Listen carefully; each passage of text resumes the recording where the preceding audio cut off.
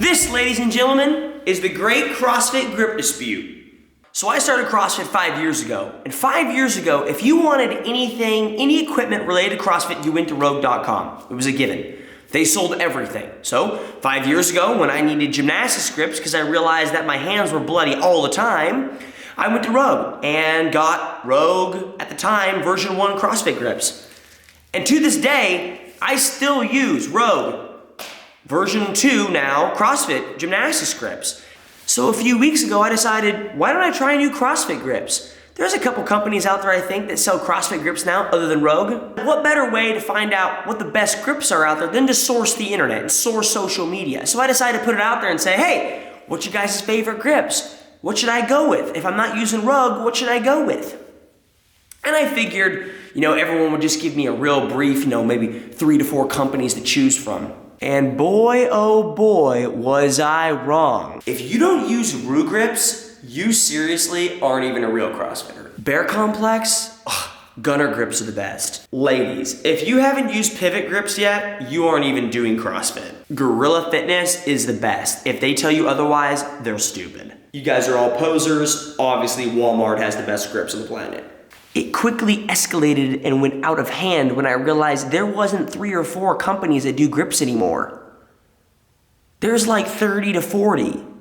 Raylan Fitness, Pixel Sport, No Rest RX, Bear Complex, Gorilla Fitness, RX Smart Gear, B Aesthetics, Toto Wraps, Flex Fitno, Walmart, Dick's Sporting Goods, Victory Grips, Rue Grips, Gunner Grips, Jerk Fit, Elements 26 Athletic Gear, Pivot Grips, Deceitful Strength, Get Jaw, Captain Hook Sports Equipment, Wad Boom, Triple Extension, and Wad You Need. Now, I haven't received all these grips yet.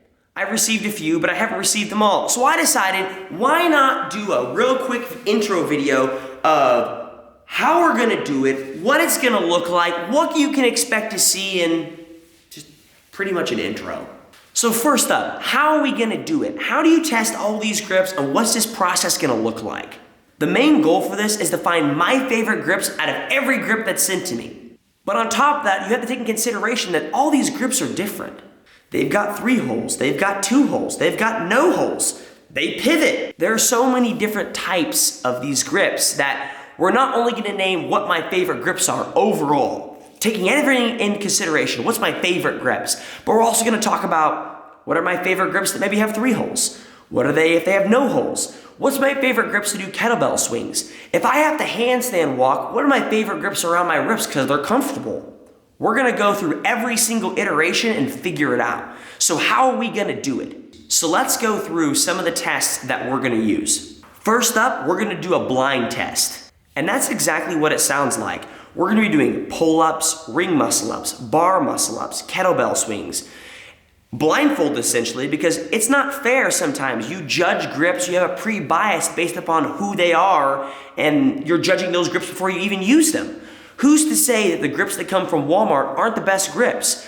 If I look at them and put them on, I might think to myself, these are Walmart grips. They're a piece of crap. Like, I'm gonna already rank these low. So, essentially, we can't take that into consideration. We need to take our pre-biases out of it and only be focused on the grips and how they feel during a movement.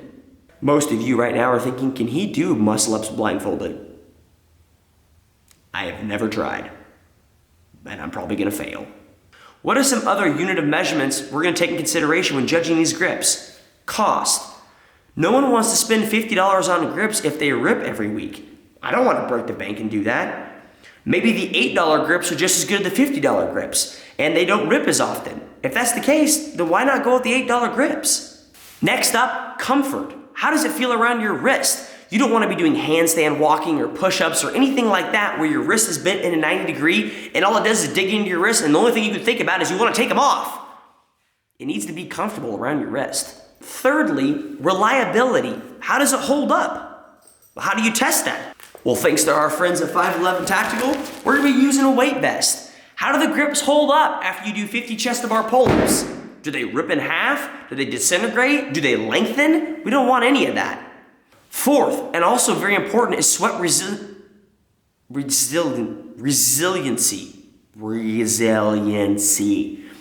Fourth, and also very important, is sweat resiliency. When you're 15 rounds deep into carrying, you don't want the sweat from your arm getting all over your grips and you can't even hold on to the bar because it's so slippery. You want grips that can hold on to the bar no matter how wet and how sweaty they are. So we're gonna test that. Fifth, how well can you get in and out of the grips? Now you might not think that's important, but what if you had to do a workout that required muscle ups inside of a gym, running outside a bunch, and then running back inside doing more muscle ups? What if it's raining outside? You might not want to run with your grips in the rain and get them wet, so you might have to take them off, run outside, run back inside, dry off your hands, put them on, and do some more muscle ups. You don't want grips that take a whole minute to put them on and take them off because they're complex. You want grips you can throw on, strap on, and go. And it just wouldn't be fair without a Winston test. What grips does Winston like the best? Are they tasty? Are they delicious? Does he want to eat them? How well do they stand up to the teeth of a corgi? The final test we're gonna do is how much weight can these grips bear?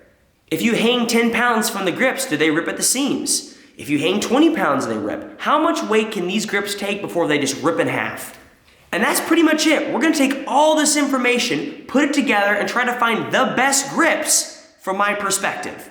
As a quick public service announcement, I'm not sponsored by any of these companies. I'm not receiving money from them. I'm not sponsored by any of them. So if anyone's gonna give you a really honest review, it's gonna be me. I'm stoked. And that, ladies and gentlemen, is how we're gonna find the best grips on the planet and settle, for once and all, the great CrossFit grip dispute. I'm stoked. I'm pretty stoked. This is the introduction. Over the next few days, we'll be getting more grips in, and then we're gonna get this thing rolling.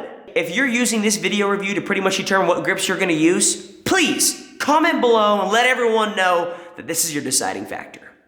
That's pretty much all I have.